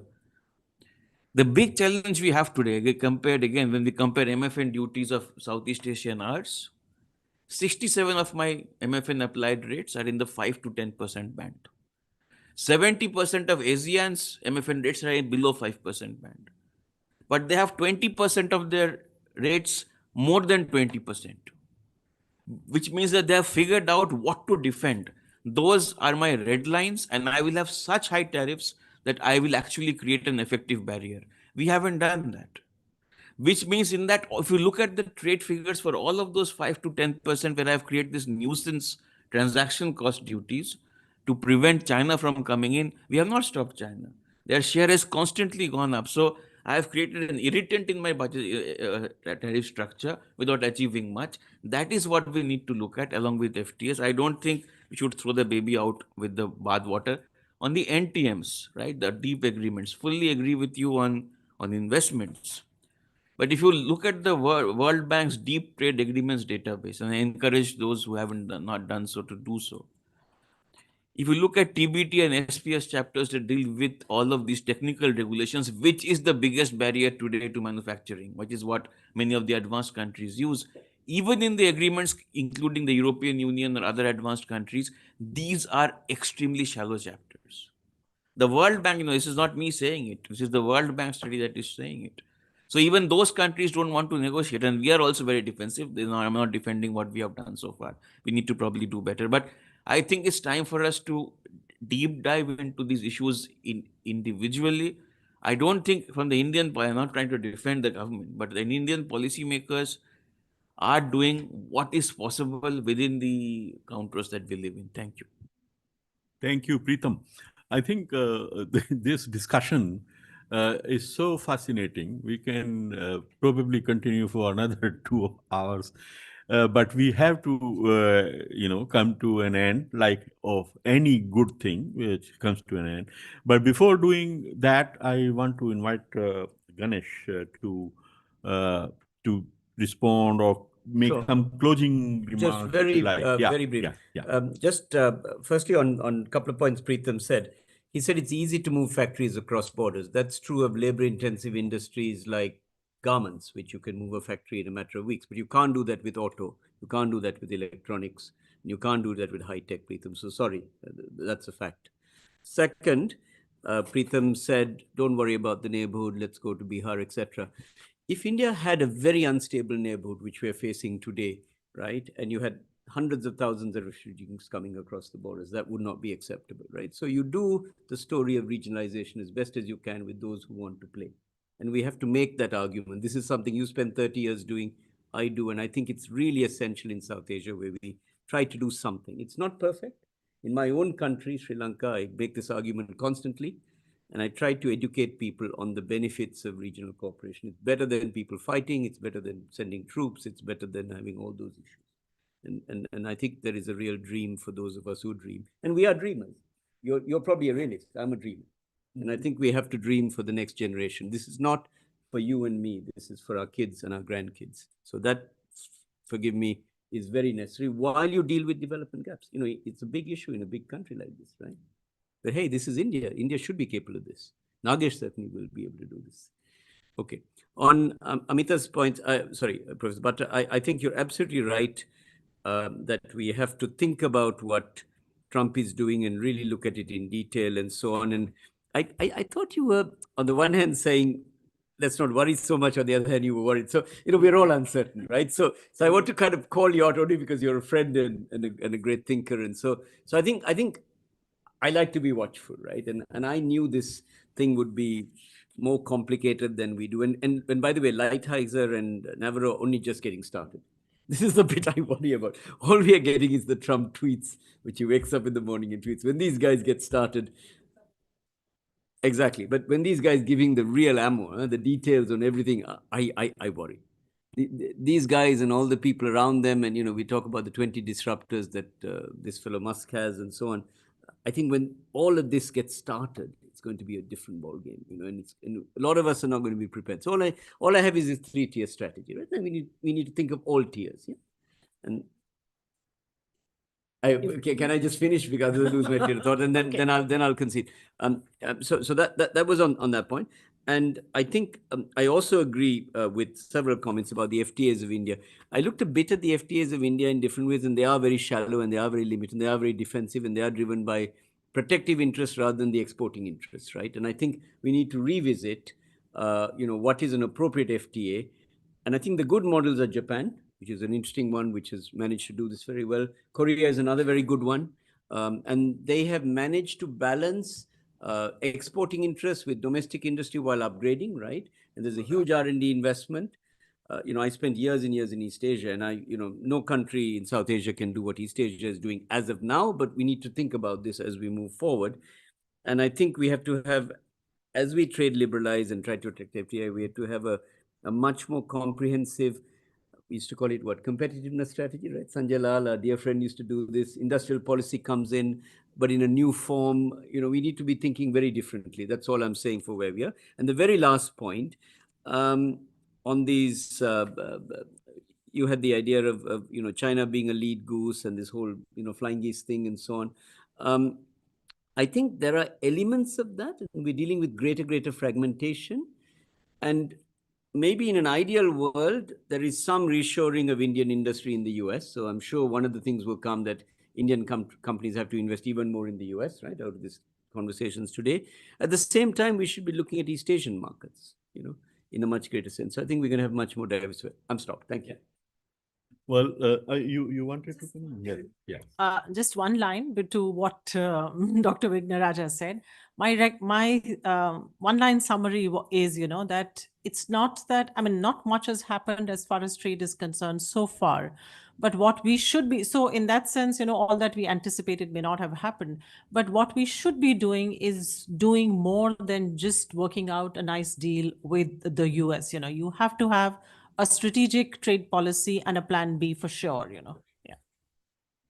Very good. I think, as I said earlier, it is such a fascinating discussion that, and very speculative, very strategic, and we could continue for hours, but we have to close it, and Ganesh has to go to some other appointment.